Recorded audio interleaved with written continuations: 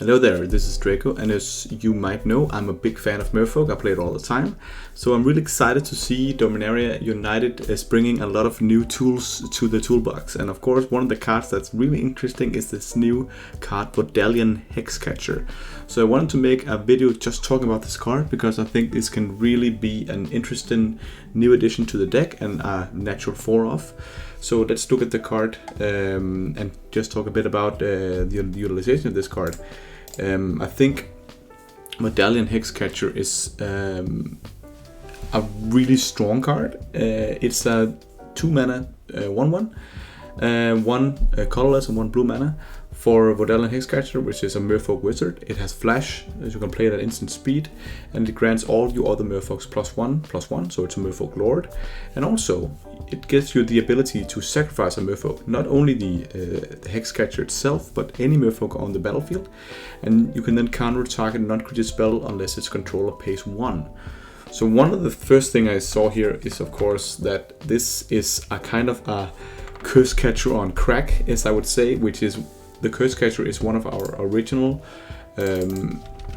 really strong 1-drops when Merfolk was originally a thing people were doing and playing.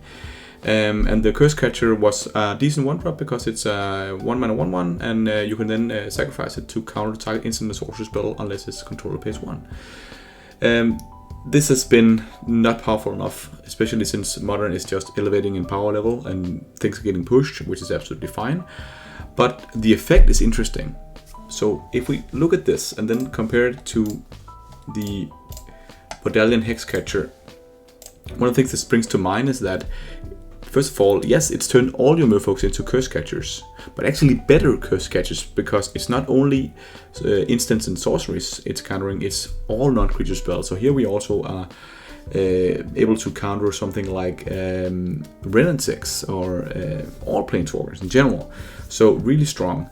Another thing that's the drawback of Cursecatcher is that it's always on the battlefield. Unless you put it in from the vial, they're gonna know that it's gonna hit them and they can just play around it. The Vodalian Hexcatcher has flash, so now that is kind of out of the question as well, because now you can use it just as a normal counterspell.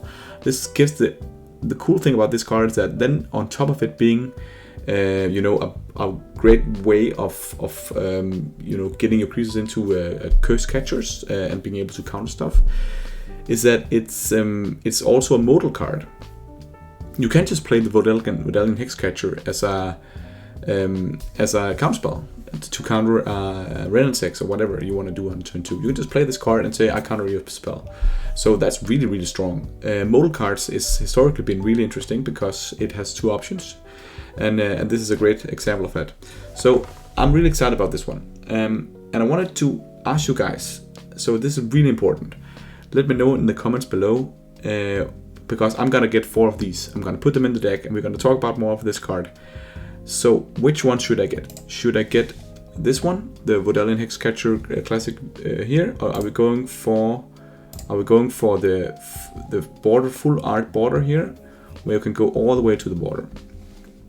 Let me know in the comments, because I want to get these cards in paper, and let me know what you prefer. Are we just going classic way here, or are we going this version here? Okay.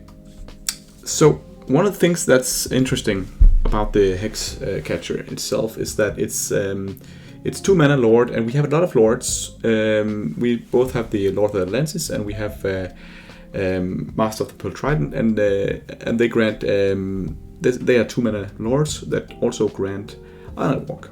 So of course this is being a lord, this is lower power level than the other 2. It's all, and the other 2 are 2/2s, and this is a 1/1. But it more than makes up for that with the other abilities. But let's come back to that, because one of the things that's interesting, first of all, to get the mana cost. Let's start there. Both of the other lords have,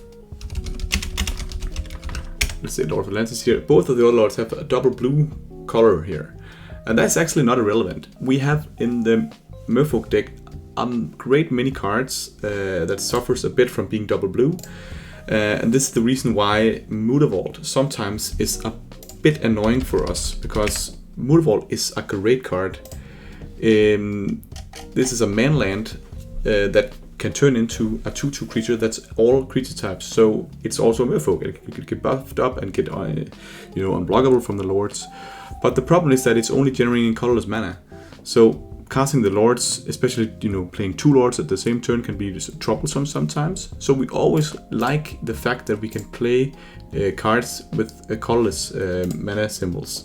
So that's why the mana cost is not irrelevant. That it's a better setup than that.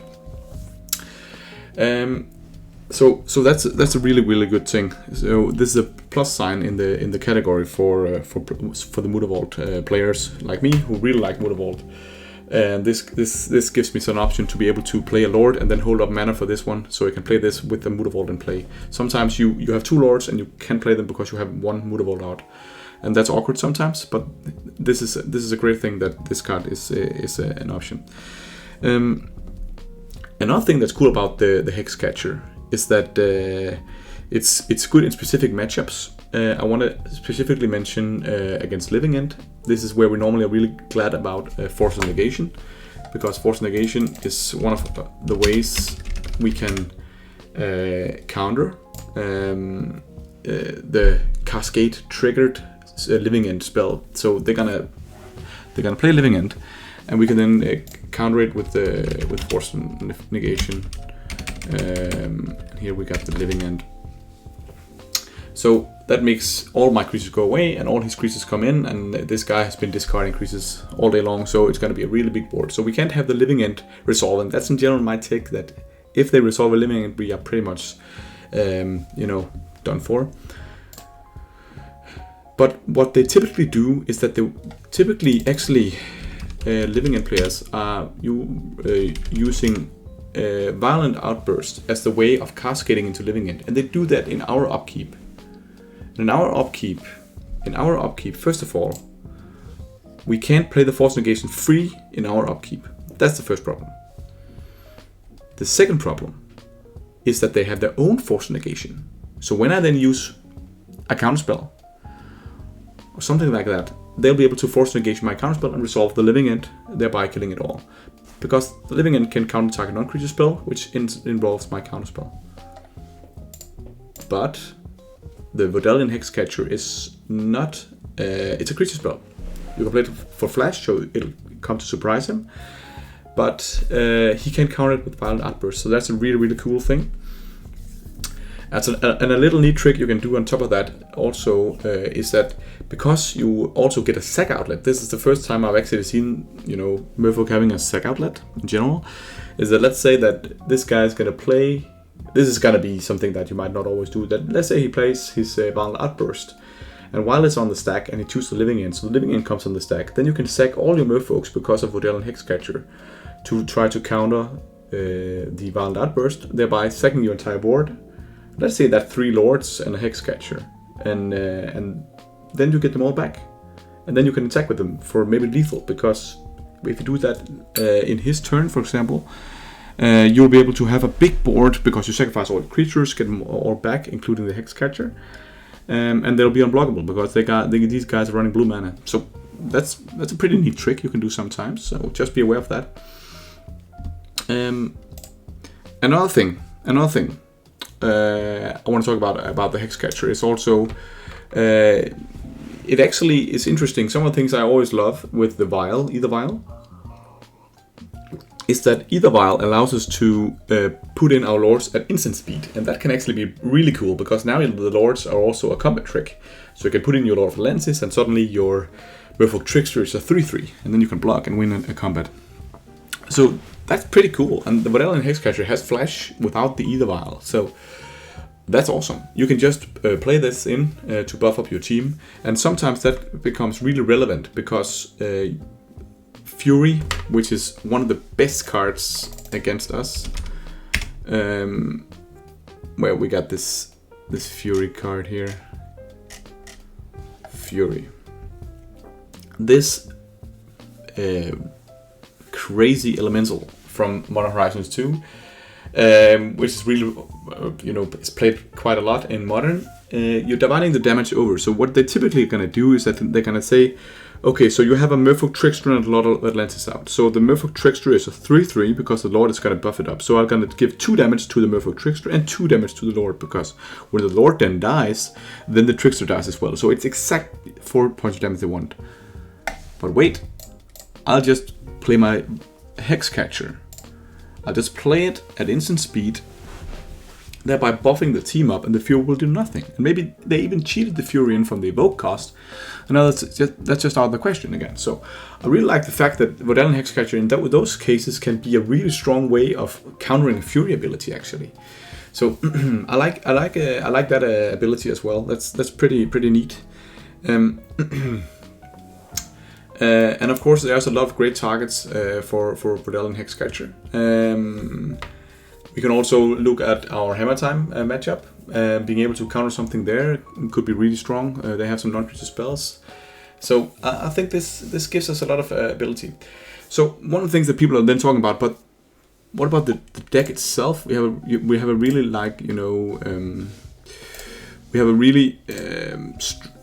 tight main deck. We have a lot of cards. What are we gonna do to try to make room for this card? Because I think it's a 4-off, and I think you should get 4 of these cards.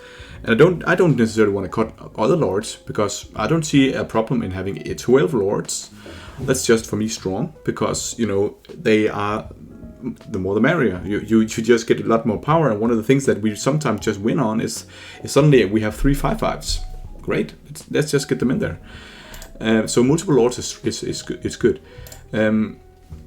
So if I look at a classic list here, one of the lists that I like, let's see it here. What would I do differently? What would I do differently here? Okay, so look at this list, for example.